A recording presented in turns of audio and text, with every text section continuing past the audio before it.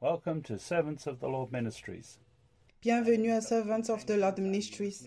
Mon nom est Dr. Keith Jenkins. Je suis le coordinateur international de Servants of the Lord Ministries. Avant de commencer mon message d'aujourd'hui, je veux partager avec vous la mission du ministère que Dieu a donnée aux fondateurs il y a de nombreuses années. J'ai des enfants dans toutes les nations et tu as des frères et sœurs dont leur cœur crie vers moi.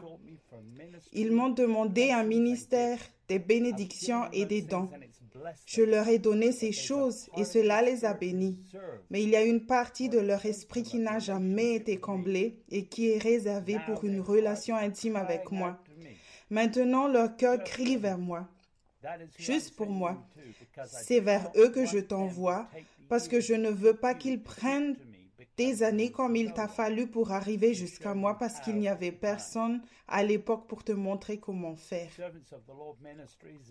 Servants of the Lord Ministry est un ministère d'enseignement et de formation envoyé au corps de Christ pour atteindre les personnes ayant un cœur selon Dieu. Ce message aujourd'hui est destiné à ceux qui veulent le connaître et grandir en lui. Aujourd'hui, je partage un message sur la façon de démarrer dans l'esprit. Jésus a dit dans Matthieu 26, 41, « Veillez et priez, afin que vous ne tombiez pas dans la tentation.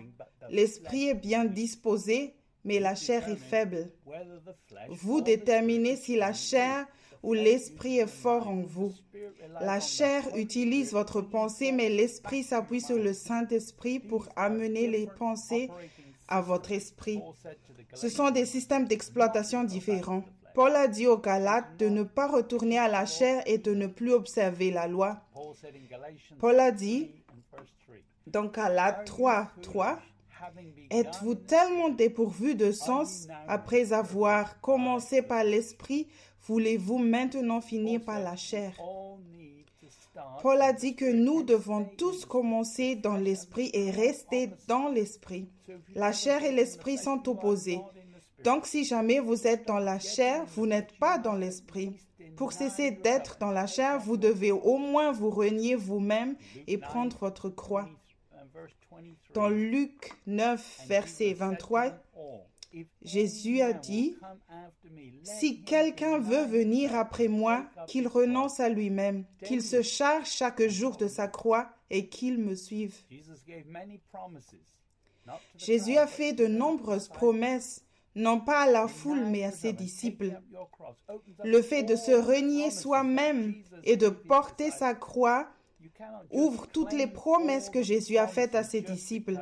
Vous ne pouvez pas revendiquer toutes les promesses simplement parce que vous êtes né de nouveau et que vous allez à l'église. Mais Paul il dit également dans Galates 3.1, « Ô Galates insensés, qui vous a ensorcelé, vous devant les yeux de qui Jésus-Christ a été dépeint, crucifié au milieu de vous. » Le diable essaiera de vous contrôler par la peur et vous deviendrez en fait faible. Vous devez donc vous renier chaque jour et vous devez porter votre croix chaque jour. Jésus a dit dans Matthieu chapitre 16, verset 18, « Et moi aussi, je te dis que tu es Pierre, et sur ce roc je bâtirai mon assemblée, et les portes du Hadès ne prévaudront pas contre elle. » La véritable église de Jésus est toujours là aujourd'hui, et c'est la seule église qui n'est pas touchée par toutes les stratégies du diable.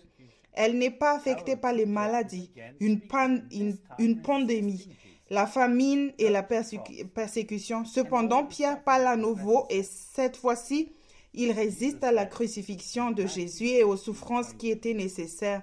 Jésus a dit dans Matthieu 16, verset 23, « Mais Jésus se retournant dit à Pierre, « Arrière de moi, Satan, tu mets en scandale, car tes pensées ne sont pas les pensées de Dieu, mais celles des hommes. » J'ai vu d'autres personnes s'éloigner du Seigneur, mais cela commence lorsqu'elle évite la conviction régulière qui vient de l'esprit de vérité. J'ai expérimenté la vérité avec un amour sévère et un amour dit avec douceur de la part de celui qui m'a formé. Lors de mes premières semaines dans le ministère, les messages étaient informatifs, mais ils sont devenus plus pressants avec le temps. Dans le royaume, il y a des leçons faciles et des leçons plus difficiles. Si vous apprenez toutes les leçons faciles au début et ne vous occupez pas de la chair, alors vous finissez par recevoir les leçons plus dures d'un seul coup. C'est ce que vous récoltez en créant une opportunité à la chair. Paul a dit dans Galates 5, verset 13, « Frères, vous avez été appelés à la liberté seulement. Ne faites pas de cette liberté un prétexte de vivre selon la chair, mais rendez-vous par l'amour, serviteurs les uns des autres. » J'ai traversé des moments difficiles dans ma vie. Je n'ai pas l'intention de répéter ces situations et d'être comme les enfants d'Israël qui tournent en rond dans le désert. Le seul obstacle pour être dans la terre promise est la chair. Il est possible de tuer la chair et de la garder morte. Beaucoup préfèrent laisser la leçon de tuer la chair pour plus tard. Ou bien ils croient qu'il n'est pas possible de tuer la chair ou que cela n'arrive qu'à la toute fin de leur vie. Mais pour le bien de votre propre héritage, vous devez passer par certaines choses, mais si vous ne tuez pas la chair, certaines d'entre elles seront très désagréables. Mon travail de prédicateur est d'essayer de vous avertir des conséquences de la chair et du péché. Paul a dit cela dans Romains 8, 13. « Car si vous vivez selon la chair, vous mourrez. Mais si par l'esprit vous faites mourir les actions du corps, vous vivrez. » Les gens d'église ne croient pas qu'ils vont mourir en retournant à la chair. Ils croient qu'il est normal de faire des allers et retours entre la chair et l'esprit. Mais le temps touche à sa fin. Assurez-vous que vous ne faites pas cela. Joseph Hitchcock décrit des gens comme cela dans son livre « Mes brebis entendent ma voix » au chapitre 5, page 56, dans la version française. On les fait passer dans l'esprit par ce que j'appelle la transhumance divine. Ils entrent dans l'atmosphère adéquate et sont rassemblés dans l'esprit, un peu comme un troupeau sans aucune réelle compréhension de la façon dont ils s'y sont arrivés. Malheureusement, ils ressortent de l'attroupement du Saint-Esprit tout aussi facilement. C'est comme s'ils se trouvaient sur une piste utilisée pour le bétail, passant le plus clair de leur temps à faire des allers et retours le long de la piste séparant les deux natures. Jésus a même donné cet avertissement à l'Église. Alors vérifiez vous-même dans Apocalypse 3, verset 15 jusqu'au verset 16. « Je connais tes œuvres. Je sais que tu n'es ni froid ni bouillant. Puisses-tu être froid ou bouillant ?» Verset 16. « Ainsi, parce que tu es tiède et que tu n'es ni froid ni bouillant, je te vomirai de ma bouche. » Vos œuvres deviennent tièdes en étant parfois chaudes et parfois religieuses. Être froid signifie que vous désobéissez à Dieu. Si vous êtes chaud, vous le rechercherez pour obtenir ses commandements et vous vous reniez. Jésus a dit dans Jean 14, 15, « Si vous m'aimez, gardez mes commandements. » Certains sont heureux d'adopter un sacrifice à la place et de faire un effort symbolique, mais ne s'engagent jamais sur le chemin étroit. Sur le chemin étroit, vous deviendrez vous-même le sacrifice de façon permanente. Paul a dit dans Romains 12, verset 1, « Je vous exhorte donc, frères, par les compassions de Dieu, à offrir vos corps comme un sacrifice vivant, saint, agréable à Dieu, ce qui sera de votre part un culte raisonnable. » Le mot raisonnable dans Strong est dans le numéro 3050 veut dire rationnel, logique, raisonnable. S'il est mort pour vous, alors Paul dit qu'il est logique que vous deviez mourir pour lui maintenant. Mais Paul dit que vous devez vivre pour lui et au moins être prêt ou disposé à mourir pour lui. Si vous n'êtes pas prêt à mourir pour lui, alors vous n'avez pas vraiment compris votre salut. Quelqu'un a dit un jour, si une chose ne vaut pas la peine de mourir pour elle, alors elle ne vaut pas non plus la peine de vivre pour elle. Le christianisme commence par le don de la vie éternelle. Jésus a dit dans Jean 17, verset 3, « Oh, la vie éternelle, c'est qu'ils te connaissent toi, le seul vrai Dieu, et celui que tu as envoyé, Jésus-Christ. » Vous êtes très privilégié d'avoir ce don. Le don de la vie éternelle est plus que la simple connaissance de Dieu. C'est quelque chose que Jésus a payé de sa vie pour que vous puissiez le connaître intimement. La vie éternelle est venue dans le paquet du salut et n'est pas le fruit d'un quelconque travail ou effort de votre part. Tout est venu librement par la grâce. Alléluia. Votre responsabilité était de céder à la seigneurie de Jésus pour que cela devienne une réalité et de le laisser achever cette œuvre en vous. Ce n'est pas parce que la vie éternelle était libre que vous devez simplement tenir vos bras grands ouverts et la revendiquer. Jésus a apporté la grâce et la vérité pour rendre cela possible. Jean a dit dans l'Évangile, dans Jean chapitre 1, verset 17, « Car la loi a été donnée par Moïse, la grâce et la vérité sont venues par Jésus-Christ. » Paul a dit dans Éphésiens 4, 15, « Mais que, étant vrai dans l'amour, nous croissions en toutes choses jusqu'à lui, qui est le chef, le Christ. » Paul a expliqué que nous devons grandir en lui. Non pas par les œuvres, mais en étant perfectionnés par la vérité dite dans l'amour, afin de grandir en lui. Nous grandissons en lui parce qu'il est le corps, mais aussi parce qu'il est la tête. Mais vous ne pouvez pas être dans le corps si vous n'avez pas accepté Jésus comme votre tête. Paul a dit dans Hébreux 12, verset 2, « Fixant les yeux sur Jésus, le chef et le consommateur de la foi, lequel, à cause de la joie qui était devant lui, a enduré la croix, ayant méprisé la honte, et est assis à la droite du trône de Dieu. » Jésus a commencé le travail en nous, mais il le termine aussi. Il suffit donc de se soumettre à lui et de le faire à sa manière, car il connaît le chemin.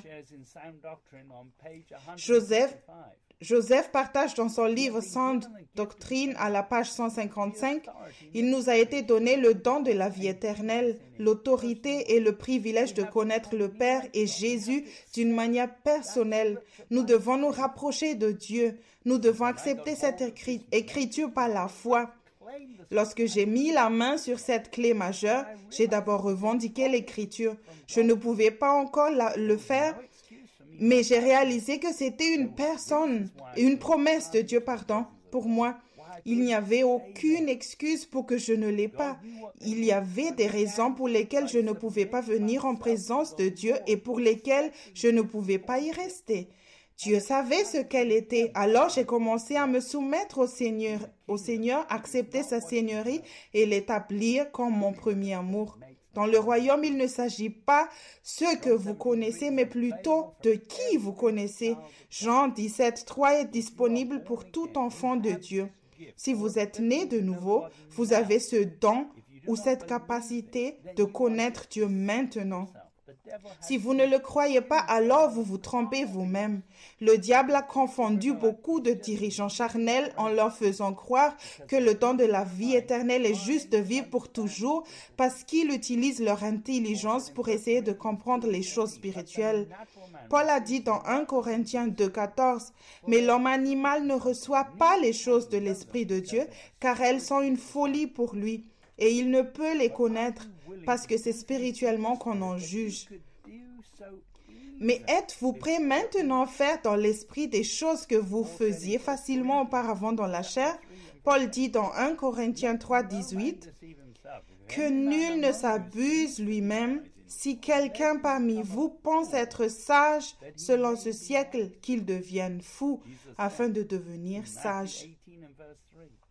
Jésus a dit dans Matthieu 18, 3, et il a dit, « Je vous le dis en vérité, si vous ne vous convertissez et si vous ne devenez comme les petits-enfants, vous n'entrerez pas dans le royaume des cieux. » Paul a partagé son expérience de son début dans l'esprit. Dans 1 Corinthiens 4, verset 10, « Nous sommes fous pour l'amour de Christ, mais vous êtes sages en Christ. Nous sommes faibles, mais vous forts. Vous en honneur, mais nous dans le mépris. » Ne vous comparez jamais aux autres. Mais si le don de la vie éternelle ne fonctionne pas, vous devez obtenir des réponses. La seule différence est peut-être que les autres utilisent leur foi et pas vous.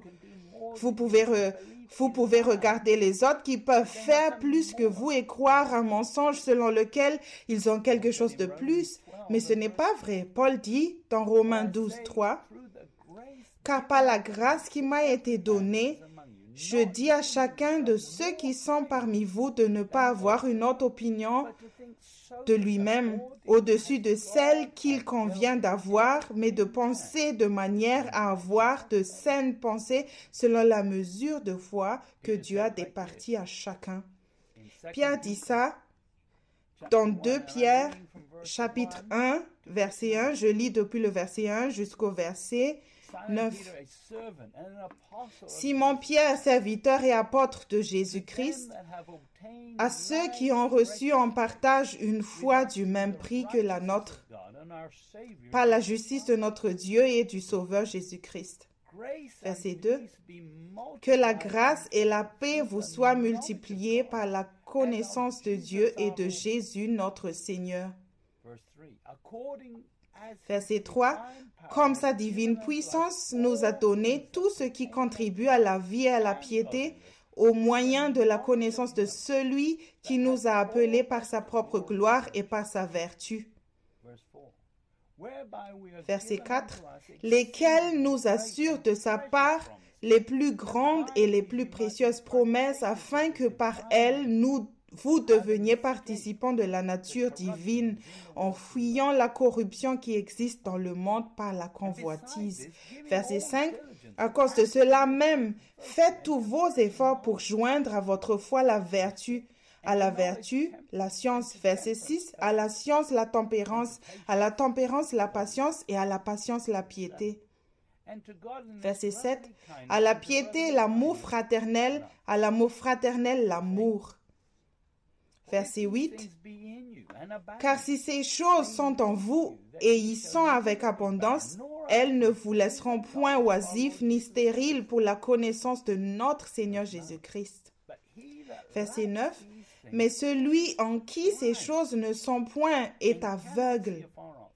Il ne voit pas de loin, et il a mis en oubli la purification de ses anciens péchés. Le mot comme précieux dans Strong est tiré d'un autre mot qui veut dire de valeur ou d'honneur égal. Comme précieux, ça signifie une foi de même grandeur ou montant. Vous commencez avec cette foi précieuse comme Pierre. Ensuite, celle-ci est convertie par les promesses en d'autres choses dans l'ordre décrit par Pierre. C'est la seule façon de grandir votre appel et votre élection. Utilisez votre foi. Sinon, vous finirez aveugle et ne serez pas productif pour Jésus-Christ. Accrochez-vous aux promesses que Dieu vous a données pour vaincre. Votre foi n'est conçue pour fonctionner que lorsque Jésus est le Seigneur de votre vie. Il apporte les épreuves et vous apportez votre foi. Ce n'est pas Dieu qui vous tente. Jacques a dit, Jacques 1, verset 2, « Estimez-le comme une partie parfaite joie, mes frères, quand vous serez en but à diverses tentations. Verset 3, sachant que l'épreuve de votre foi produit la patience. Verset 4, mais que la patience ait son œuvre parfaite, afin que vous soyez parfaits et accomplis, ne manquant de rien. Si votre foi est bonne, alors elle doit être mise à l'épreuve. Chacun est différent, vous êtes spécial. Attendez-vous à des difficultés pour vous forger le caractère. En fait, vous ne devrez jamais cesser d'utiliser votre foi. Soit vous libérez votre foi dans les promesses divines de Dieu par l'Esprit, soit vous croyez en autre chose. Proverbe 14:12 dit, « Telle voie paraît droite à un homme, mais son issue, c'est la voie de la mort. » Si vous êtes né de nouveau, vous devrez rendre compte de ce que vous avez fait du don de la vie éternelle. Si vous ne faites rien de ce don, à qui la faute? Avez-vous peur de la souffrance? Comment avez-vous eu peur de la souffrance si vous n'êtes pas d'abord devenu confortable dans la chair? Ne vous mettez pas à l'aise sur cette terre parce qu'il n'y a rien à quoi s'accrocher ici. Cette terre est en train de disparaître. Le diable vous a trompé en vous faisant croire que vous êtes en sécurité, mais il va être jeté dans les temps de feu. Ceux qui s'accrochent aux choses du monde ont perdu leur premier amour. Jean dit cela dans 1 Jean 2:15. N'aimez point le monde, ni les choses qui sont dans le monde. Si quelqu'un aime le monde, l'amour du Père n'est point en lui. Vous pourriez même finir par vendre votre héritage comme Ésaü l'a fait pour un bol de soupe. Repentez-vous avant qu'il ne soit trop tard, Paul dit, Hébreux 12:16. De peur qu'il n'y ait quelque fornicateur ou profane comme Ésaü, qui pour un seul mets vendit son droit de premier-né. Parlez-vous davantage de nourriture chère ou savoureuse pour des choses de Dieu. Jésus nous a prévenu que juste avant qu'il ne revienne, ce sera comme ça dans Matthieu 24:38. Car dans les jours qui précèdent le déluge, les hommes mangeaient et buvaient, se mariaient et mariaient leurs enfants jusqu'au jour où Noé entra dans l'arche. Le don de la vie éternelle ne fonctionne pas tant que l'on ne se renie pas soi-même et que l'on ne s'accroche pas à quoi que ce soit dans ce monde. Charles Finney a dit que nous aurions un réveil quand les gens de l'Église arrêteront de boire du café. Jude a dit ceci dans Jude 1, verset 14. Or, à celui qui peut vous préserver de toute chute et vous faire paraître devant sa gloire irrépréhensible et dans l'allégresse, à Dieu seul, notre Sauveur, par Jésus-Christ, notre Seigneur, soit gloire, majesté, force et puissance dès avant tous les temps et maintenant et dans les siècles. Amen. Joseph Hitchcock dit dans le chapitre 9 de son livre « Mes brebis entendent ma voix », page 95, la plupart des croyants suivent un christianisme très confortable, mais ce chemin mène finalement à la mort. Jésus lui-même nous a prévenu que très peu trouvent la porte étroite et le chemin resserré qui mène à la vie. Le faux enseignement vient de dirigeants qui essaient de rendre la vie chrétienne confortable en n'en enseignant pas la vérité. Si vous regardez la vie et le ministère de ces personnes, vous verrez qu'elles ne sont pas sur le chemin étroit. Jésus dit cela dans Luc 6:25. « Malheur à vous qui êtes rassasiés, car vous aurez faim. Malheur à vous qui riez maintenant, car vous serez dans le deuil et dans les larmes. » Jacques a dit dans Jacques chapitre 1, je commence par le verset 13 et je lis jusqu'au verset 19. Jacques 1, verset 13, que nul, quand il est tenté, ne dise « Je suis tenté par Dieu », car Dieu ne peut être tenté par le mal et lui ne tente personne. Verset 14, mais chacun est tenté, étant attiré et amorcé par sa propre convoitise. Verset 15. Puis la convoitise ayant conçu enfante le péché, et le péché étant consommé produit la mort. Verset 16. Ne vous égarez pas, mes frères bien-aimés. Verset 17. Tout ce qui vous est donné de bon et tout don parfait descend d'en haut du Père des Lumières et en qui il n'y a pas de variation ou d'ombre de changement. Verset 18. De sa propre volonté, il nous a engendrés par la parole de la vérité, pour que nous soyons une sorte de prémisse de ses créatures. Verset 19. Ainsi, mes frères bien-aimés, que tout homme soit prompt à écouter, lent à parler, lent à la colère. Certains ont déjà écouté le diable et préfèrent blâmer Dieu. Il ne vous tente pas et il n'est jamais le problème. Mais le diable n'est pas le problème. Vous êtes le problème si vous écoutez une mauvaise voix parce que vous voulez quelque chose dans ce monde. Au lieu de cela, vous devez être rapide pour entendre. Le mot « swift » dans le texte de Strong, numéro 5036, signifie affinité incertaine. Ça veut dire aussi flotte, c'est-à-dire au sens figuré prompte ou prête, rapide. Une réponse rapide ou immédiate est nécessaire dans l'esprit. Si vous entendez Dieu et qu'il est le Seigneur de votre vie, une action immédiate est nécessaire. Votre obéissance peut être instantanée même si vous êtes fatigué, alors vous ne vous mettez pas trop à l'aise. Voici un bref témoignage d'un travailleur du ministère. Dans mon travail en mer, il arrive qu'il donne l'alarme pour un exercice ou pour de vrai, et nous sommes tenus de nous réunir à un endroit précis le plus rapidement possible en fonction de ce qui est annoncé au-dessus de la sono. Peu importe si nous sommes dans un lit confortable et sur le point de s'endormir ou éveillé et en alerte, je suis tenu d'être présent et il y a généralement un appel nominal. Parfois, nous devons nous rencontrer à l'extérieur et je ne peux pas m'excuser et décider de ne pas y aller parce qu'il fait froid. Ensuite, les responsables donnent des consignes et nous disent quand est-ce que l'exercice est terminé et quand nous sommes renvoyés.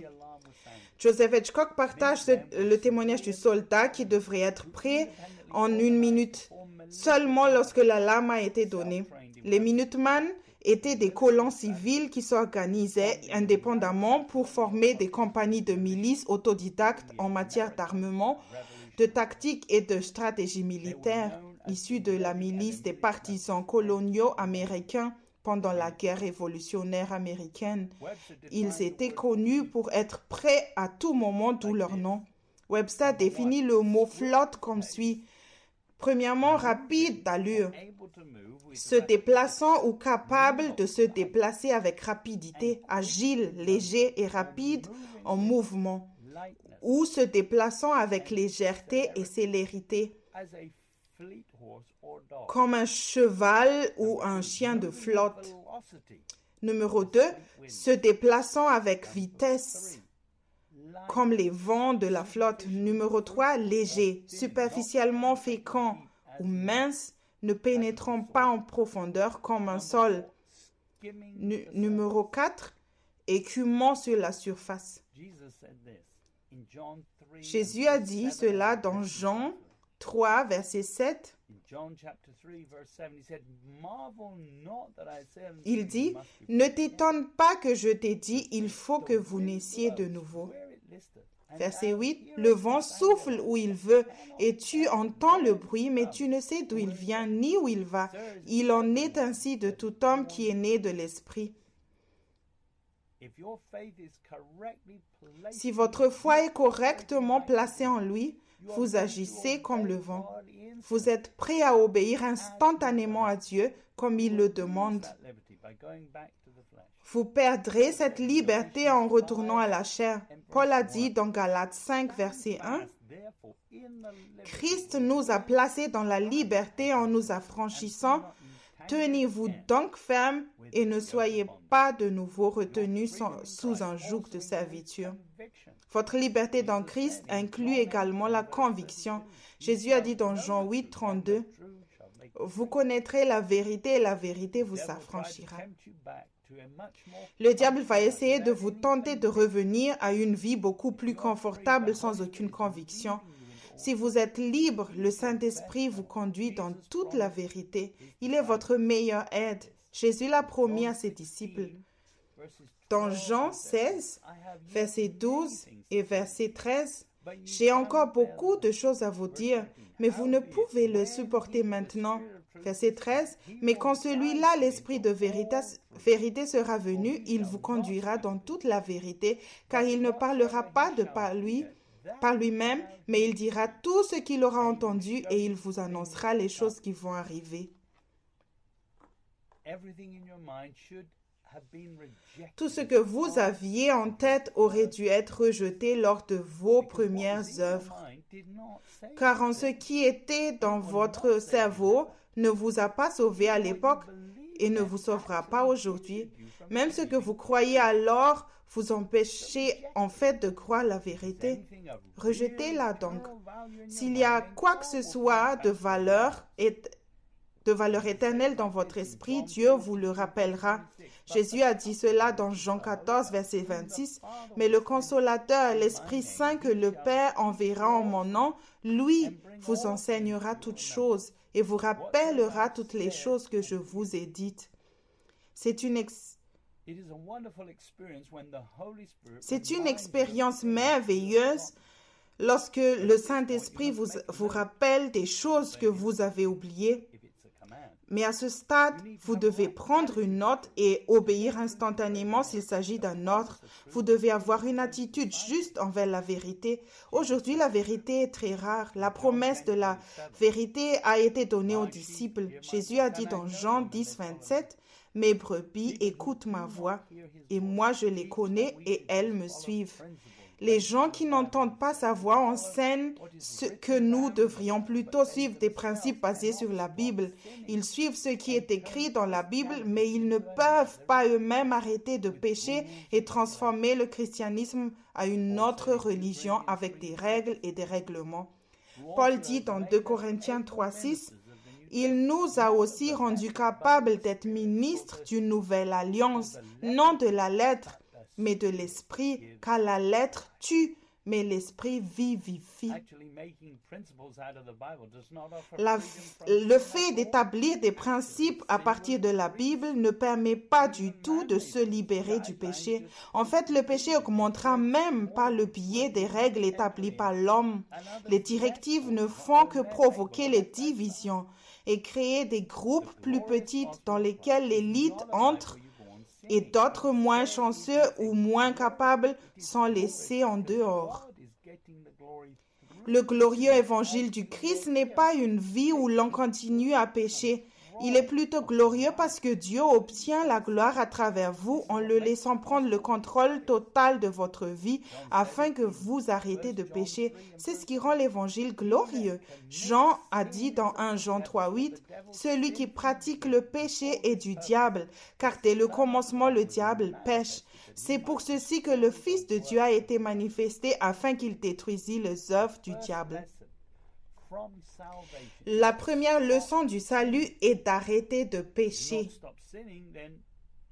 Si vous n'avez pas cessé de pécher, alors vous n'avez pas encore compris votre salut. Stop signifie que vous ne cherchez pas d'excuses et de trouver pas les raisons pour lesquelles vous péchez contre un Dieu saint. Paul dit dans 2 Corinthiens 5, 17, « Si quelqu'un est en Christ, il est une nouvelle créature. Les choses anciennes sont passées, voici toutes choses sont devenues nouvelles. » Si vous continuez à pécher, cela devrait être une preuve suffisante que vous êtes toujours sous le contrôle du diable. Jésus est venu pour détruire les œuvres du diable en vous et dans les autres. Jésus peut détruire toutes les œuvres du diable si vous vous soumettez à lui en tant que Seigneur. Le diable vous offrira un évangile où vous êtes déjà sauvé et vous n'avez pas à travailler à votre salut. Paul dit dans Philippiens 2, verset 12, et je commence sur le verset 12, « Ainsi donc, mes bien-aimés, de même que vous avez toujours obéi, non seulement comme en ma présence, mais beaucoup plus maintenant en mon absence, travaillez à votre propre salut avec crainte et tremblement. » Verset 13, « Car c'est Dieu qui opère en vous et le vouloir et le faire selon son bon plaisir. Verset 14. Faites toutes choses sans murmure ni hésitation. Dans la version amplifiée de Philippiens 2, verset 12, il est dit, travaillez, cultivez, allez jusqu'au bout et accomplissez pleinement votre salut avec révérence et crainte et tremblement, méfiance envers soi-même, avec une sérieuse prudence, tendresse de conscience, vigilance contre la tentation, timidité, en vous retirant de tout ce qui pourrait offenser Dieu et discréditer le nom de Christ. Si vous êtes encore en train de murmurer et de vous disputer à cause de ce que vous traversez, vous êtes mondain. Vous perdez votre temps dans la chair et vous ne travaillez pas votre salut avec crainte et tremblement. Le Saint-Esprit est la meilleure aide et il sait ce qu'il faut faire en vous pour compléter ce qui vous manque. Vous devez vous soumettre et aimer ce que Dieu dirige dans votre vie, même si cela est inconfortable. Jésus a même dit aux jeunes dirigeants riches, dans Marc chapitre 10, verset 21, « Et Jésus, l'ayant regardé, l'aima, et il lui dit, « Une chose te manque. Va, vends tout ce que tu as et donne aux pauvres. Et tu auras un trésor dans le ciel, et viens, suis-moi, ayant cherché la croix. » Le jeune dirigeant riche s'en alla triste, mais vous devez savoir qu'il vous aime. Paul a dit dans Romains 8, verset 34, et je lis depuis ce verset 34 jusqu'au verset 39. J'espère que vous comprenez ce que dit Paul ici. Verset 34. Qui les condamnera? Christ est mort. Bien plus, il est ressuscité. Il est à la droite de Dieu et il intercède pour nous. Verset 35. Qui nous séparera de l'amour de Christ? Sera-ce la tribulation ou l'angoisse, ou la persécution, ou la faim, ou la nudité, ou le péril, ou l'épée? Verset 36. Selon qu'il est écrit, c'est à cause de toi qu'on nous met à mort tout le jour, qu'on nous regarde comme des brebis destinées à la boucherie. Verset 37. Mais dans toutes ces choses, nous sommes plus que vainqueurs par celui qui nous a aimés. Verset 38. Car j'ai l'assurance que ni la mort, ni la vie, ni les anges, ni les dominations, ni les choses présentes, ni les choses à venir. Verset 39. Ni les puissances, ni la hauteur, ni la profondeur, ni aucune autre créature ne pourra vous séparer de l'amour de Dieu manifesté en Jésus-Christ notre Seigneur. Croyez-vous vraiment qu'il vous aime à ce point? Jean a dit dans 1 Jean 4, 18, « La crainte n'est pas dans l'amour, mais l'amour parfait bannit la crainte. Car la crainte suppose un châtiment, et celui qui craint n'est pas parfait dans l'amour. » Si vous écoutez les mensonges du diable, alors il a déjà volé certaines expériences divines que vous aurez pu avoir par la grâce au moyen de la foi en utilisant le don de la vie éternelle dans l'esprit. Vous serez confronté à certains dangers, mais lorsqu'il est Seigneur, vous aurez en effet de nombreux témoignages de victoire sur la bonté de Dieu. Vous n'aurez plus jamais peur. David a dit cela par expérience dans Psaume 23, verset 4. « Quand je marche dans la vallée de l'ombre de la mort, je ne crains aucun mal, car tu es avec moi. Ta houlette et ton bâton me rassurent. » La vie éternelle est le cadeau le plus précieux que vous possédiez et elle doit fonctionner en permanence. C'est comme une voiture très chère que quelqu'un d'autre a payé pour que vous l'ayez, ou quelque chose que vous aimez tant, mais qui ne fonctionne peut-être pas. Il se peut que la batterie de la voiture soit à plat. Vous ne renoncerez pas au don de la vie éternelle si elle vous est précieuse. Vous découvrirez pourquoi votre don ne fonctionne pas, à moins que vous ne soyez vraiment paresseux et que vous ne cherchiez pas à trouver les raisons pour lesquelles il ne fonctionne pas. Dans Jérémie 9, 29, verset 12 et 13, il est dit « Et vous m'invoquerez, et vous irez, et me supplierez, et je vous écouterai. » Verset 13, « Et vous me chercherez, et vous me trouverez, car vous me rechercherez de tout votre cœur. » Vous devriez le chercher de tout votre cœur. Ne vous trompez pas, si vous ne le trouvez pas vraiment, alors vous savez que vous ne le cherchez pas vraiment de tout votre cœur. Je vais vous donner 7 points. Numéro 1, beaucoup cherchent Dieu pour obtenir des réponses et des directives, mais ils ne parviennent pas à trouver la raison pour laquelle ils n'ont pas entendu Dieu clairement. Souvent, ils sont plus intéressés par une solution à leurs problèmes que par la réparation de leur relation avec Dieu. Numéro 2, beaucoup cherchent Dieu pour des bénédictions, une percée ou pour les finances parce qu'ils sont devenus mal à l'aise en vivant une vie de péché et de honte et qu'ils n'ont pas fait de Jésus le Seigneur de leur vie. Numéro 3. Beaucoup cherchent Dieu pour plus de pouvoir, mais ils ne voient pas pourquoi ils se déconnectent de Dieu tout le temps. Numéro 4. Beaucoup cherchent Dieu pour une onction, parce que le ministère est en difficulté, mais ils résistent au Saint-Esprit. Numéro 5. Beaucoup cherchent Dieu pour une nourriture spirituelle, mais ils essaient toujours de comprendre la Bible avec leur intelligence et résistent à la conviction. Numéro 6. Beaucoup cherchent Dieu pour la guérison, mais ils ne sont pas prêts à mourir pour Christ, à souffrir pour Christ et à vivre pour Christ. Numéro 7.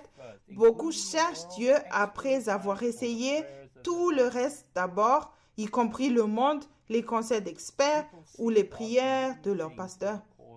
Les gens cherchent Dieu pour beaucoup de choses au cours de leur vie. Toutes ces choses peuvent devenir un substitut à la vraie quête de Dieu, de tout votre cœur. Ne vous trompez pas. Lorsque vous cherchez Dieu de tout votre cœur, vous ne vous souciez pas des questions mineures. Arthur Burt dirait que le plus grand inclut le plus petit. Jésus a dit dans Matthieu 6, verset 33, « Cherchez premièrement le royaume et la justice de Dieu, et toutes ces choses vous seront données par-dessus. » Chercher Dieu de tout son cœur signifie ne pas chercher d'autres choses en premier. Premièrement, vous levez tôt pour être tranquille devant Dieu et vous faites tout ce qu'il vous ordonne pour pouvoir semer quelque chose dans l'esprit et récolter la vie éternelle. Numéro 2, vous cherchez Dieu pour la vérité et vous aimez la conviction.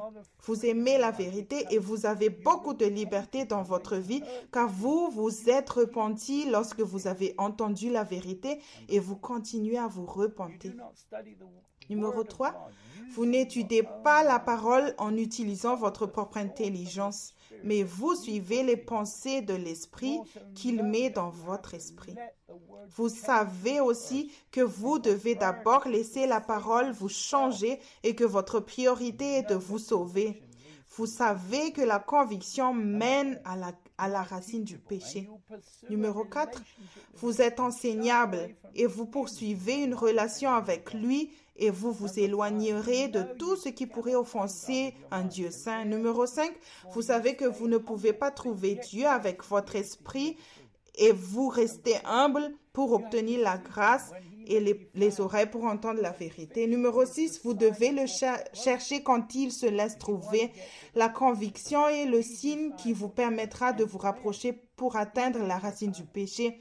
Il décide de ce que vous apprenez et quand, même si vous êtes fatigué ou las. Numéro 7, vous ne cherchez rien en ce monde et vous ne servez pas ce que Jésus appelle maman. Numéro 8, vous ne vous souciez que de plaire Dieu et ne cherchez pas à plaire aux hommes. Numéro 9, vous ne placez pas les traditions de l'homme au-dessus de la parole de Dieu dans quelque domaine que ce soit. Paul a dit que vous pouvez être fécond qu'en étant un serviteur de Dieu. Dans Romains 6, 22, il est dit « Mais maintenant, étant affranchis du péché et devenus esclaves de Dieu, vous avez pour fruit la sainteté et pour fin la vie éternelle. »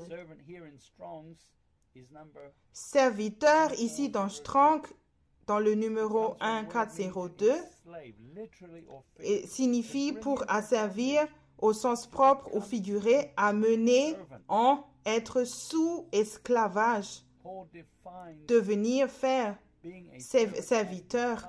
Paul définit le fait d'être un serviteur comme le fait de devenir un esclave du Christ.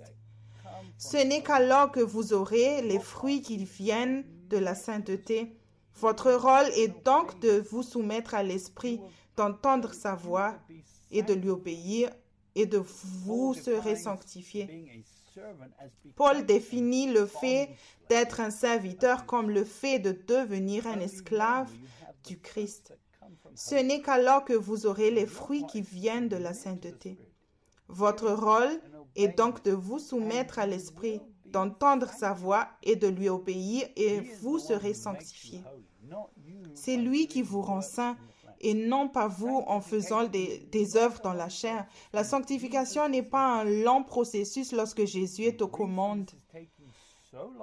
La raison pour laquelle cela prend autant de temps est que vous vous mettez au travers du chemin et essayez de faire le travail. Dans l'édition révisée du livre Lumière de Joseph Hitchcock, il est écrit dans le chapitre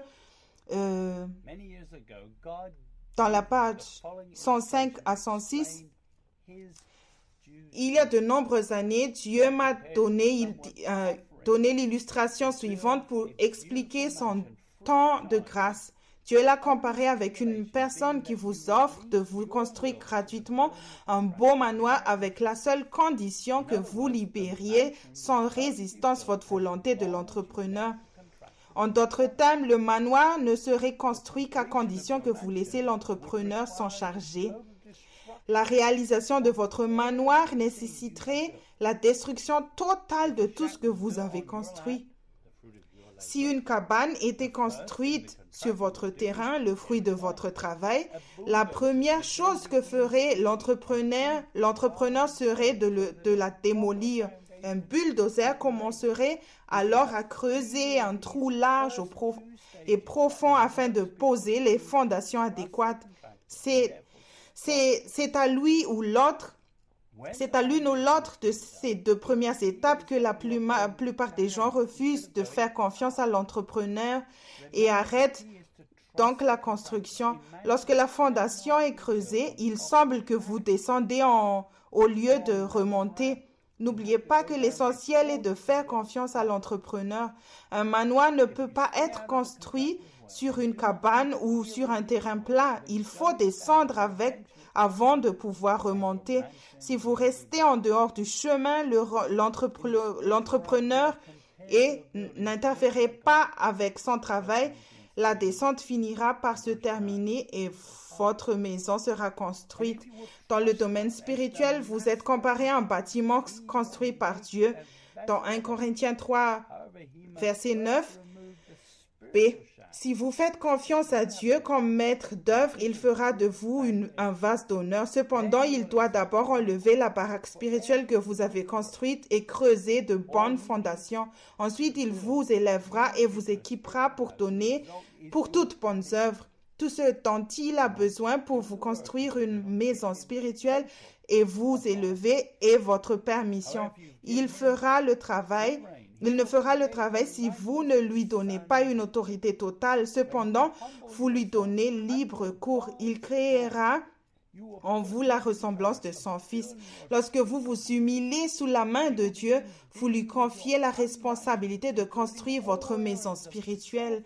Il commencera à s'occuper de votre iniquité, y compris de tous les domaines où vous exercez votre propre justice. Il détruira tout ce que vous avez construit dans la chair. Si vous continuez à faire confiance à Dieu et à céder à sa conviction, il commencera à vous changer au fur et à mesure que vous vous repentez.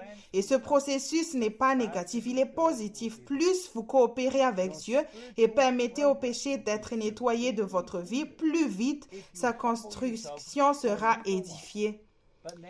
Vos progrès spirituels seront gravement gênés si vous vous humiliez pendant certain temps, mais que vous prenez ensuite le contrôle de la Seigneurie lorsque Dieu commence à démolir ce que vous avez construit. Beaucoup de croyants passent leur vie entière à opérer de cette façon et ils ne grandissent jamais spirituellement.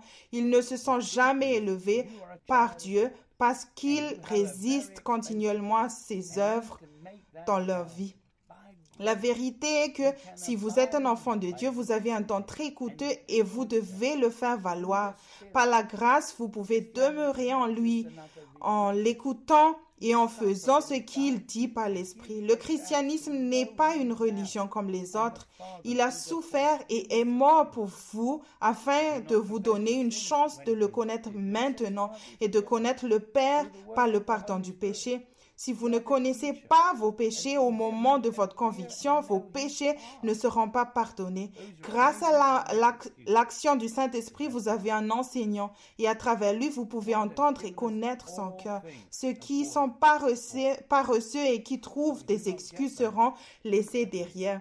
Dieu nous a donné toutes choses selon Paul, mais nous les obtenons pas instantanément quand nous le voulons. Dans Romains 8:32, il dit « Lui qui n'a point épargné son propre Fils, mais qui l'a livré pour nous tous, comment ne nous donnera-t-il pas aussi toutes choses avec lui ?» Il y a tant de choses disponibles dans le royaume de Dieu, par la grâce, au moyen de la foi.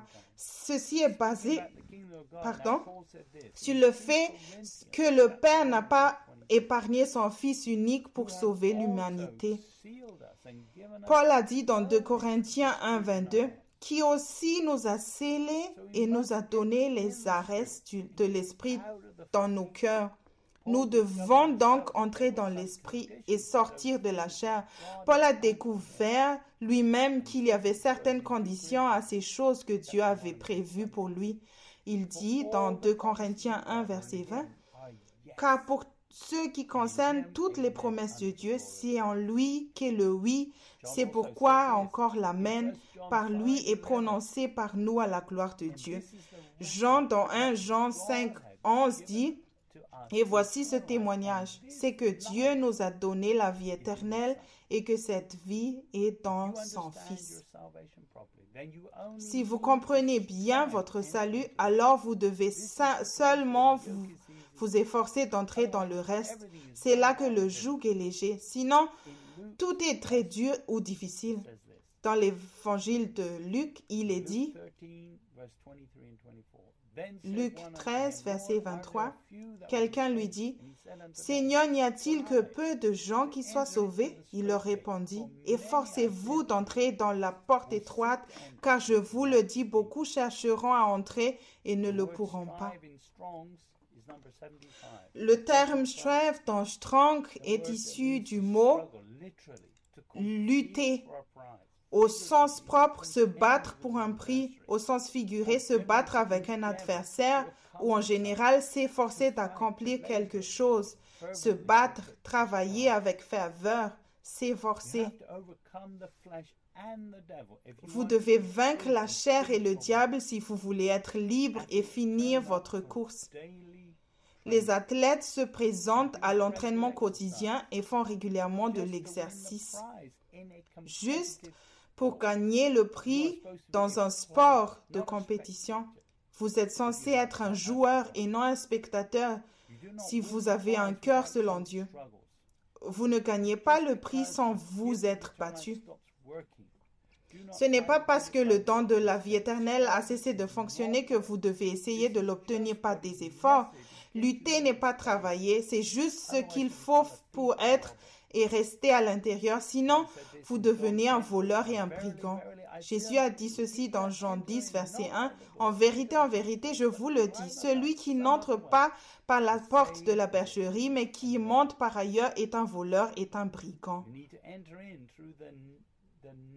Vous devez entrer par le chemin étroit. Jésus a dit qu'il était la porte.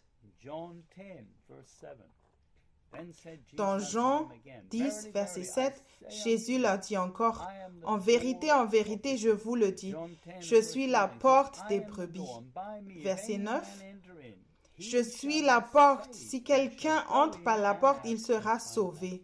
Il entrera et il sortira et il trouvera des pâturages. » Par une vie de désobéissance, vous connaissez la misère du péché, surtout maintenant que vous êtes nés de nouveau. Ce n'est pas Dieu qui vous juge. Il vous laisse simplement en vous-même. Paul a dit dans Galates 6, 7, « Ne vous y trompez pas, on ne se moque pas de Dieu. Ce qu'un homme aura semé, il le moissonnera aussi. » Verset 8, « Celui qui sème pour sa chair moissonnera de la chair la corruption, mais celui qui sème pour l'esprit moissonnera de l'esprit la vie éternelle. »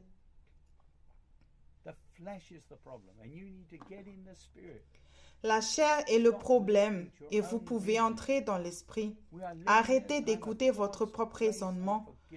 Nous vivons dans une époque de grâce et de pardon de Dieu et Dieu ne nous traite pas selon nos péchés, mais nous donne une chance de nous repentir et de vivre selon son esprit. Pierre dit dans 2 Pierre 3, 9, « Le Seigneur ne tarde pas dans l'accomplissement de la promesse, comme quelques-uns le croient, mais il use de patience envers vous, ne voulant pas qu'aucun périsse, mais voulant que tous arrivent à la repentance. » Les gens d'église cherchent toujours la bonne église et ils demandent à un prédicateur puis à un autre. Ensuite, ils essaient même différentes églises pour s'adapter à leur propre façon de vivre avec un peu de vie et de joie. Mais cette joie du Seigneur ne vient jamais sans s'engager sur le chemin étroit et sans une certaine pression. Votre responsabilité est de vous engager sur le chemin étroit et de vous écarter du chemin spacieux. Nous lisons dans Jean 14, versets 5 jusqu'à 6. Thomas lui dit, « Seigneur, nous ne savons où tu vas. Comment pouvons-nous en savoir le chemin? » Jésus lui dit dans verset 6, « Je suis le chemin, la vérité et la vie. Nul ne vient au Père que par moi. » On peut apprendre 3 choses ici. Numéro 1, Jésus est le chemin. Il ne s'agit donc pas d'une liste de principes ou d'une méthode, mais le suivre personnellement et d'entendre sa voix. Numéro 2, Jésus est la vérité, ce qui signifie que vous ferez l'expérience au quotidien et que si vous êtes en Christ, votre vie ne cessera de changer. Numéro 3, Jésus est la vie qui vous rapproche du Père, ce qui n'est possible que par la sainteté et lorsque vous cessez de pécher. La grâce et la vérité sont venues par Jésus-Christ pour que nous puissions nous repentir et aller à la racine du péché. Si vous utilisez cette grâce et cette vérité juste par la connaissance, vous êtes en danger. Si vous voulez vraiment connaître le chemin, alors apprenez à le connaître d'abord. Vous pouvez demander à Dieu de vous pardonner votre péché par une simple prière, mais c'est seulement en suivant Jésus que vous vous repentez de votre propre seigneurie. Vous ne pouvez pas vous repentir de votre orgueil, mais vous pouvez vous humilier et entrer en Christ. Vivre constamment dans l'esprit vous emmène sur le chemin étroit et vous y maintient. Vous vous trompez vous-même si vous pensez que vous aurez une grande récompense au ciel et que vous régnerez avec lui sans le suivre et sans vous renier quotidiennement. S'efforcer, c'est comme entrer dans le jeu, dans une compétition et se battre pour un prix. Vous vous reniez chaque jour, mais vous le faites parce que vous voulez gagner le prix. Certains d'entre vous n'ont jamais trouvé facile de se renier parce qu'ils ont cessé de suivre Jésus et son exemple. C'est ce que dit Jacques dans Jacques 1, verset 12. « Heureux l'homme qui supporte patiemment la tentation, car après avoir été éprouvé, il recevra la couronne de vie que le Seigneur a promise à ceux qui l'aiment. » Le temps s'écoule et regardez les autres sur la route étroite. Paul a déclaré dans 1 Corinthiens 11, verset 1, « Soyez mes imitateurs, comme je le suis moi-même de Christ. » Verset 2, « Je vous loue de ce que vous vous souvenez de moi à tous égards et de ce que vous retenez mes instructions telles que je vous les ai données. » Vous ne devez suivre qu'un serviteur de Dieu qui suit Jésus. Si vous observez un grand homme de Dieu et que vous ne vous mettez pas vous-même sur le terrain, il aura désormais très peu de grâce. De nombreux croyants qui sont des spectateurs seront laissés derrière. Jésus a donné cette parabole dans Matthieu chapitre 25, verset 2. Je lis jusqu'au verset 4. 5 d'entre elles étaient folles et 5 sages. Verset 3. Les folles, en prenant leur lampe, ne prirent point d'huile avec elles. Verset 4. Mais les sages prirent avec leur lampe de l'huile dans des vases. L'huile de Matthieu 25 parle du Saint-Esprit qui est la source de toute la sagesse et de la vérité divine. La sagesse de Dieu vient en vivant une vie sainte. Les vierges folles l'ont laissé trop tard. Vous ne devriez pas résoudre vos problèmes avec la sagesse naturelle, mais plutôt en le suivant simplement. Vous travaillez avec un meilleur équipement, mais celui-ci est conçu pour le chemin étroit.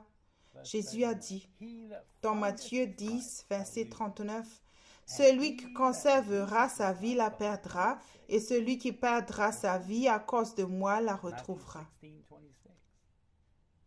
Matthieu 16, verset 26, « Et que servirait-il à un homme de gagner tout le monde s'il perdrait son âme, ou que donnerait un homme en échange de son âme? »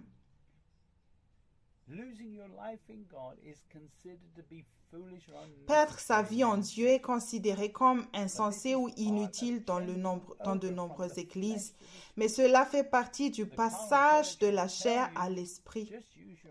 L'église charnelle vous dit « Utilisez votre intelligence », mais Jésus a dit dans Matthieu 7, 21, « Vous sondez les Écritures parce que vous pensez avoir en elles la vie éternelle. Ce sont elles qui rendent témoignage de moi. »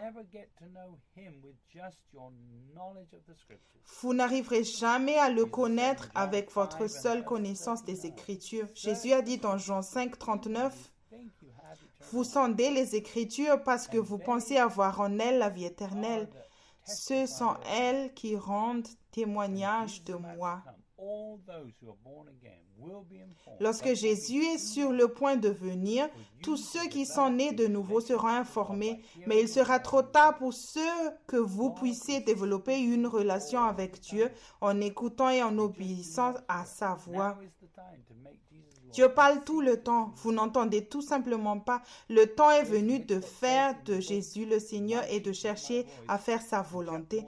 Joseph Hitchcock dit dans le livre My Sheep Hear My Voice, dans le chapitre 1, pages 2 et 3, « Ma relation personnelle avec Dieu est de peu d'utilité pour vous, car vous devez faire votre propre expérience. Vous allez peut-être rendre gloire à Dieu pour ce que vous voyez dans ma vie et celle des autres, de quelqu'un d'autre, mais ce n'est pas la même chose que d'avoir vous-même cette relation personnelle. C'est un peu comme si vous étiez le spectateur d'un événement sportif plutôt que d'être l'un des joueurs sur le terrain. Entrez dans le terrain, admettez que vous avez peur, commencez par confesser votre péché et par vous humilier. Plus vous resterez sur la touche, plus vous glisserez dans le royaume du diable.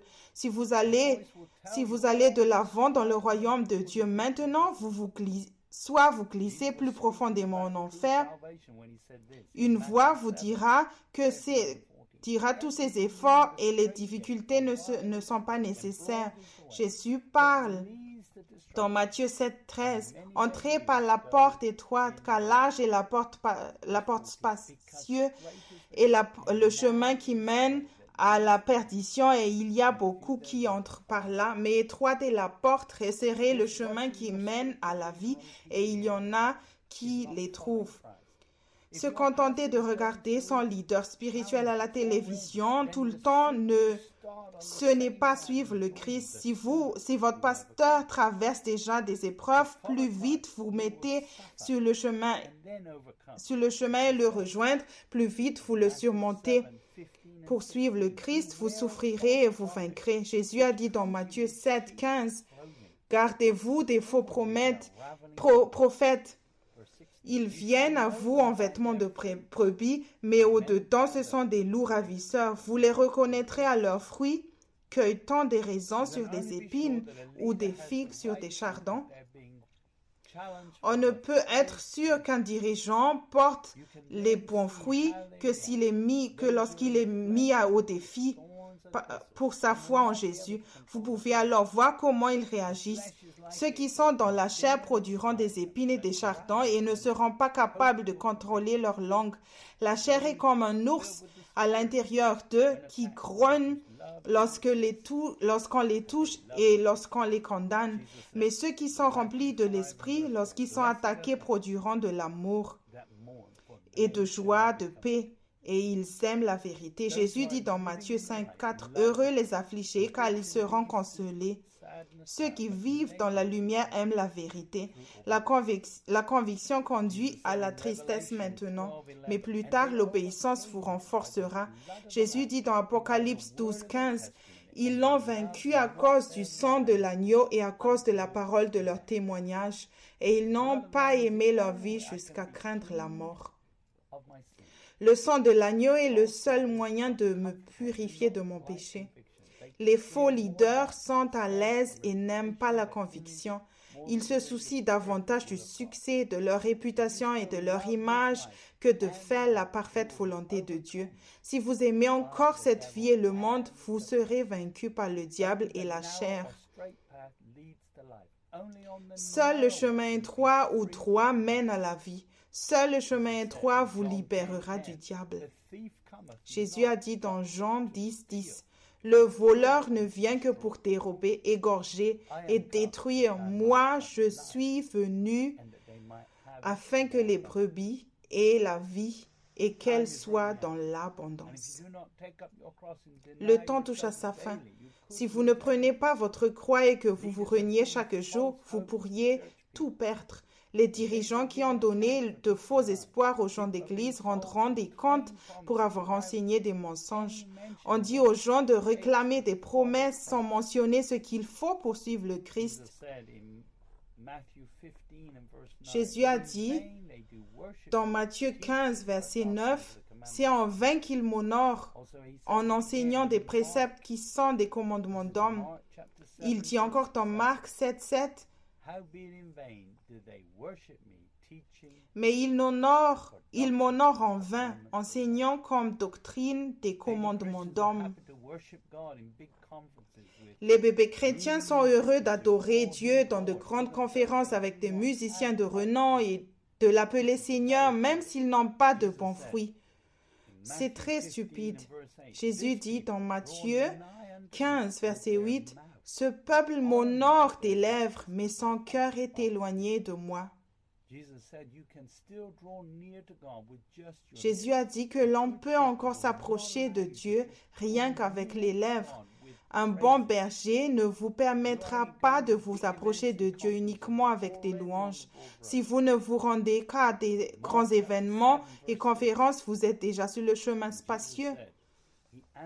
Marc 7, verset 6, Jésus dit, « Mais lui répondant leur dit, « Ésaïe a bien prophétisé de vous, hypocrites, comme il est écrit, « Ce peuple-ci m'honore des lèvres, mais leur cœur est fort éloigné de moi. » Vous finirez par voir des signes que quelque chose ne va pas et de mauvais fruits apparaîtront encore et encore dans l'Église. Lorsque cela se produit, vous savez que vous avez perdu beaucoup de temps sur la mauvaise route. Ne blâmez personne d'autre. Si vous ne vous occupez pas de votre chair, vous ne serez jamais heureux et toute relation heureuse de courte durée se terminera par une tragédie. De nombreux croyants par exemple, ne veulent pas s'occuper de leur chair et se marient avec quelqu'un simplement parce qu'ils se sentent seuls. N'écoutez même pas vos propres sentiments et émotions, car on ne peut pas leur faire confiance. Le diable a légalement accès à vos émotions à travers la chair. Vous devez vous renier complètement et entrer dans l'esprit. Par exemple, les églises qui prêchent contre le divorce mais ne prêchent pas contre la nature charnelle, sont comme des guides aveugles. Elles disent qu'il est OK de penser, d'utiliser votre intellect et d'être le Seigneur de votre propre vie, mais elles vous font aussi tomber dans le fossé parce que c'est la nature charnelle qui est à l'origine du divorce aujourd'hui. Jésus a dit dans Matthieu chapitre 15, verset 14, « Laissez-les, ce sont des aveugles qui conduisent des aveugles. Si un aveugle conduit un aveugle, ils tomberont tous deux dans une fosse. » Vous ne pouvez blâmer personne d'autre pour un échec dans votre relation avec Christ. Vous êtes censé être marié au Christ et cela durera pour l'éternité. Le moment est venu de vous préparer. Il est parfait. Et c'est nous qui devons faire tous les changements. Paul parlait de la mariée quand il a dit dans Galates 5, verset 24, « Or, ceux qui sont du Christ ont crucifié la chair avec les passions et les convoitises. » Lorsque vous appartenez au Christ, vous faites partie de l'épouse. Le salut est une invitation au mariage et vous devez vous préparer par l'esprit.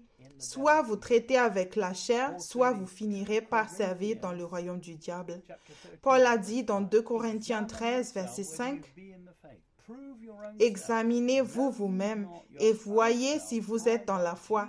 Éprouvez-vous vous-même. Ne reconnaissez-vous pas à l'égard de vous-même que Jésus-Christ est en vous, à moins que vous ne soyez des reprouvés. » Reprouvé dans Strong veut dire en tant que particule négative, non approuvé, c'est-à-dire rejeté, par implication sans valeur, littéralement ou moralement naufragé, rejeté, reprobateur. Dans le paquet du salut, il y a la rémission du péché, il y a la grâce et la miséricorde de Dieu. Il y a aussi la vérité et la repentance, mais il y a un équilibre. Paul dit dans Romains 11, 22, « Considérez donc la bonté et la sévérité de Dieu. La sévérité envers ceux qui sont tombés, la bonté de Dieu envers toi si tu persévères dans cette bonté, puisque autrement, toi aussi tu seras coupé. » Paul a aussi dit dans 1 Corinthiens, chapitre 3, verset 16 jusqu'à 17, il dit, verset 16, « Ne savez-vous pas que vous êtes le temple de Dieu et que l'Esprit de Dieu habite en vous ?» Verset 17, « Si quelqu'un détruit le temple de Dieu, Dieu le détruira, car le temple de Dieu est saint. Et c'est ce que vous êtes. » Paul dit que l'Esprit doit habiter en vous, sinon Dieu détruira le temple. Cette habitation de l'Esprit est plus que la simple obtention de l'Esprit lors de la conversion. Ce mot demeure signifie que vous ne combattez pas le Saint-Esprit tout le temps. Il signifie que vous êtes soumis à l'Esprit. Le mot « habiter » veut dire occuper une maison qui est résider, au sens figuré, habiter, rester, inhabiter, cohabiter. Par implication, Paul dit dans Éphésiens 4, 30, « Et n'attristez pas le Saint-Esprit de Dieu par lequel vous avez été scellés pour le jour de la rédemption.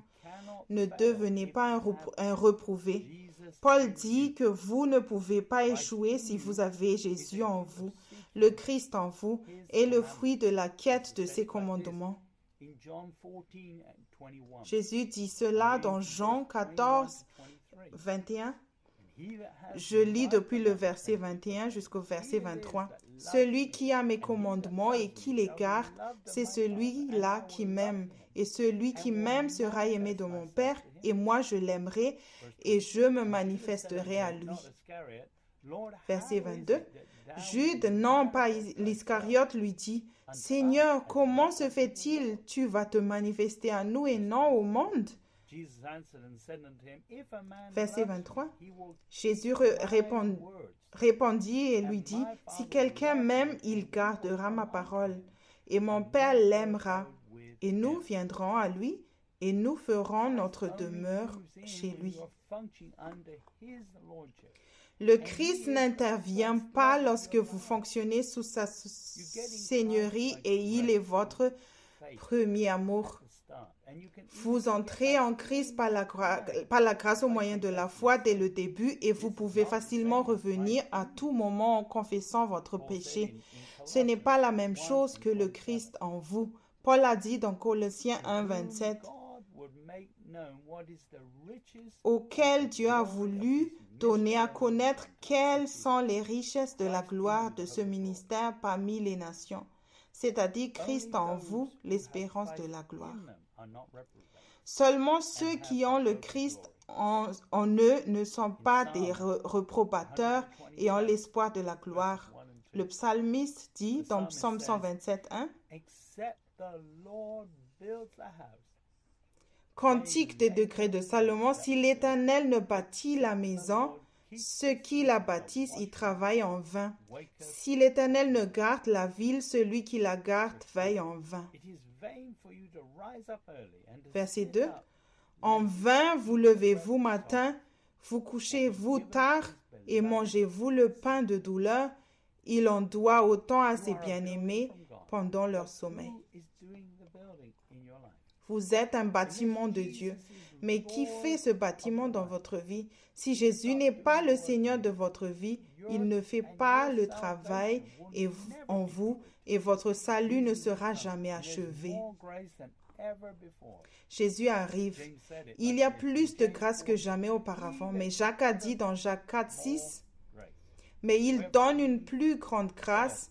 C'est pourquoi il dit, Dieu résiste aux orgueilleux, mais il donne la grâce aux humbles. » Soumettez-vous donc à Dieu. Utilisez la grâce. Il y a plus de grâce disponible aujourd'hui qu'à tout autre moment. Vous avez commencé par économiser la grâce et vous pouvez aussi en obtenir davantage en faisant de Jésus votre Seigneur. À l'école de Dieu, vous pouvez encore apprendre ce qui fonctionne et ce qui ne fonctionne pas par l'abondance de la grâce. S'il y a du temps, la grâce est donnée aux humbles lorsque vous croyez de tout votre cœur et que vous vous soumettez à lui, la vie éternelle continuera de fonctionner. Votre rôle dans cette relation est de faire les ajustements nécessaires à votre propre vie pour que vous continuiez à jouir de ce don. Le christianisme n'est pas une religion comme les autres, c'est une relation avec un Dieu vivant. Par le don de la vie éternelle, vous pouvez vous marier avec le Christ. Vous allez le suivre, vous allez changer votre style de vie et vos vieilles habitudes disparaîtront. Vous devez vous soumettre à lui et ne pas faire obstacle à ce travail en essayant de faire des travaux vous-même.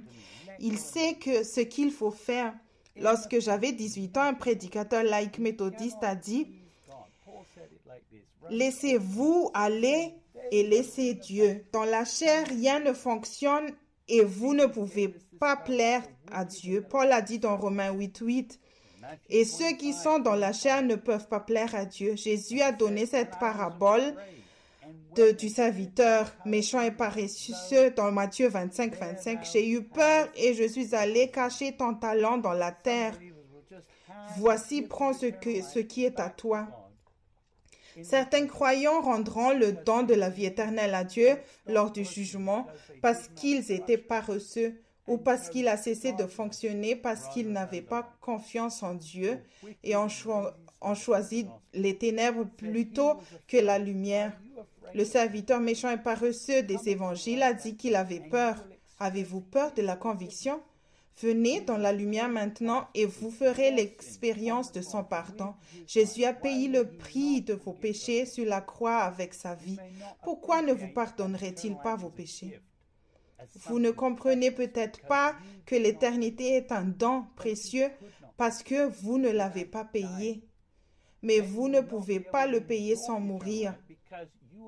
Alors vous ne pourrez pas profiter de la vie éternelle parce que vous aurez dû mourir. Jésus devait mourir à votre place, mais vous pouvez payer un prix maintenant en suivant le Christ. Joseph Hitchcock dit dans le chapitre 1 de son livre « Mes brebis entendent ma voix », dans le premier page, « Jésus nous ayant aimés au point de donner sa vie pour que nous soyons rachetés par son sang, nous avons reçu tout ce qui est nécessaire pour le connaître, lui ainsi que le Père. Le dessein de Dieu pour ses enfants, c'est qu'ils entrent en communion avec lui en acceptant Jésus comme leur sauveur personnel et non qu'ils rencontrent Jésus une seule fois sans jamais avoir de relation personnelle avec lui ou avec le Père. Si vous voulez prendre un nouveau départ, entrer dans l'esprit en écoutant et en obéissant à la voix de Jésus, si vous voulez entendre, connaître et suivre Jésus, alors je peux vous recommander ce livre « Mes brebis entendent ma voix » de Joseph Hitchcock. Décidez maintenant de vous mettre sur le chemin étroit en vous reniant quotidiennement. Vous connaîtrez un repentir régulier au fur et à mesure que les fondations dont vous avez besoin seront posées, élargies et approfondies. Pour plus d'explications, je vous recommande ce livre « Réveillez-vous, le temps touche à sa fin », volume 1, Fondement de la maturité spirituelle de Joseph Hitchcock. Vous devez vous assurer de sortir du chemin spacieux et d'emprunter le chemin étroit. La voie spacieuse mène à la destruction, même si elle semble bonne.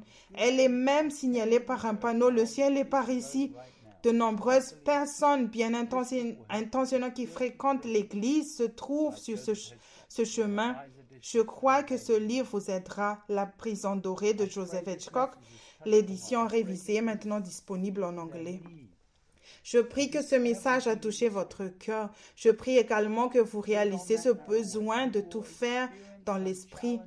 Entrez dans ce chemin étroit. Vous allez expérimenter quelques adversités et défis spirituels, mais le Saint-Esprit est votre meilleure aide. Et utilisez votre foi et croyez que Dieu vous aime. Il frayera chemin là où il n'y en avait pas. Ma prière pour vous est que vous accueillez cette nouvelle vie.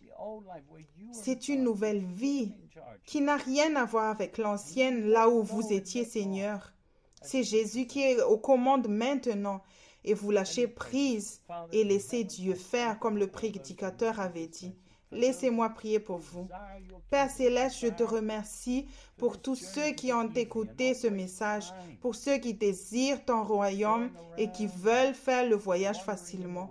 Ne voulons plus gaspiller du temps à tourner en rond dans le désert.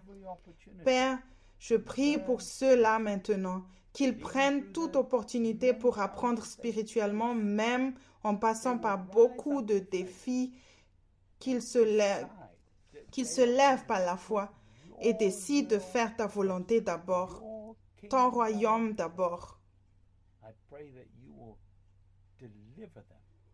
Je prie que tu les délivres tous les défis auxquels ils peuvent être confrontés dans le nom de Jésus.